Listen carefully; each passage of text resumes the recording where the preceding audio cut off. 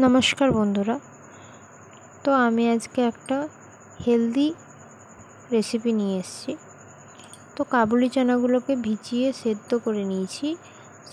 ভালো করে সেদ্ধ করে নিতে হবে, তবে ম্যাশ করা যাবে ভালো করে ম্যাশ করে নেওয়ার পর ওর মধ্যে পরিমাণ মতো নুন, পরিমাণ মতো হলুদ আর পরিমাণ মতো সবজি মশলা দিয়েছি। তারপরে ভালোভাবে নাড়াচাড়া করে নিতে হবে যাতে সবজিটার সঙ্গে মশলাগুলো মিলে যায়। তারপর কেটে রাখা টমেটো কুচি দিয়ে ভালোভাবে নাড়াচাড়া করে ওর মধ্যে কেটে রাখা লঙ্কা কুচি দিয়ে দিতে হবে।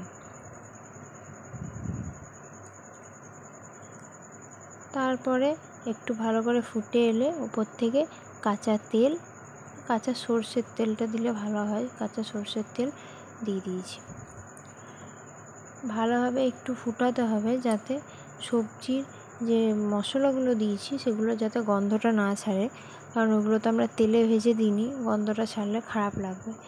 আর ওপর থেকে দিয়েছি কেটে রাখা ধনেপাতা। লেবুর রস দিচ্ছি, ওইটা পরিমাণ মতো, যে যেমন টক খেতে ভালোবাসে সেই অনুযায়ী দিতে হবে। যারা একটু বেশি টক খায় তারা একটু বেশি পরিমাণে দেবে, যারা একটু কম টক খায় তারা একটু কম পরিমাণে দেবে। আবার যারা টক খেতে ভালোবাসে না তারা এটা স্কিপ করে যেতে পারে, এটা না দিলেও খেতে ভালো লাগবে। তারপর কিছুক্ষণ একটু ফুটিয়ে নিতে হবে। এই রান্নাটা সকলে খেতে পারে, আর এটা হচ্ছে পুরোপুরিভাবে নিরামিষ রান্না।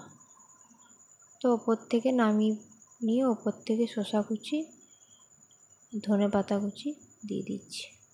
তো কেমন লাগলো জানিও রেসিপিটা, ভালো লাগলে লাইক করে দিও।